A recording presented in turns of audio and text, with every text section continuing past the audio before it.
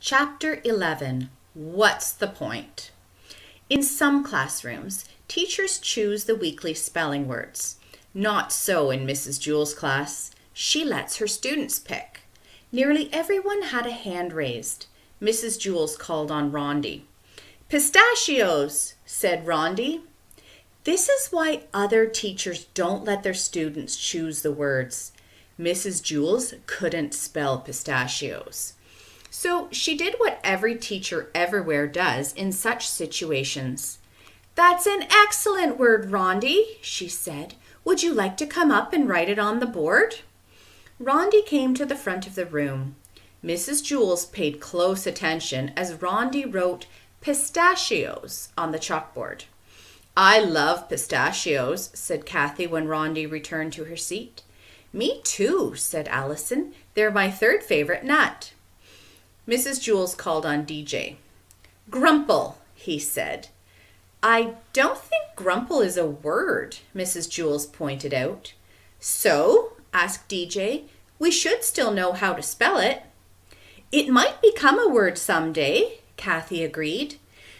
Mrs. Jewell wrote grumple under pistachios. Joy raised her hand.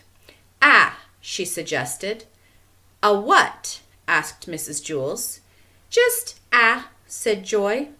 "Don't you think that's a little too easy?" said Mrs. Jewell.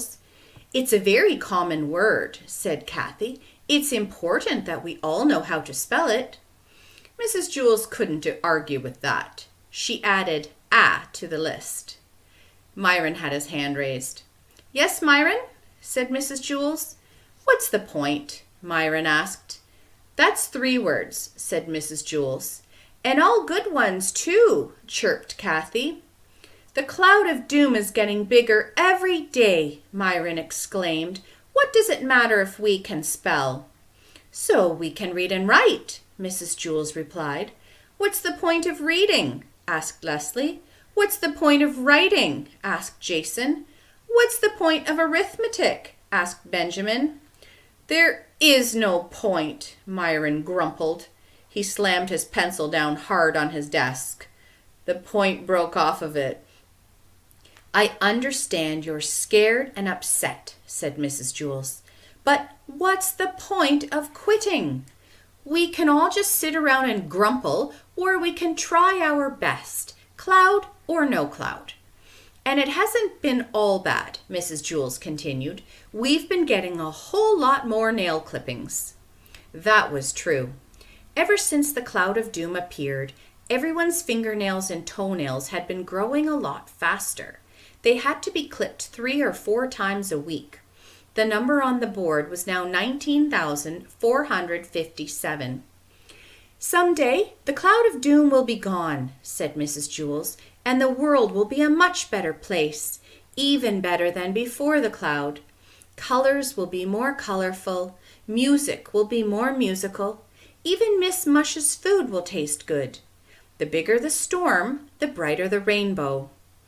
At that moment, a crack of thunder shook the classroom, and then the lights went out. The children screamed. They weren't scared. They just liked screaming in the dark. Mrs. Jewell lit a candle, and everyone settled down. "Now, shall we continue with our spelling?" Jenny raised her hand and suggested hope. "Excellent word," said Mrs. Jewell. She held her candle in one hand and the chalk in the other. She said the letters out loud as she wrote them on the chalkboard. H-O-P-E.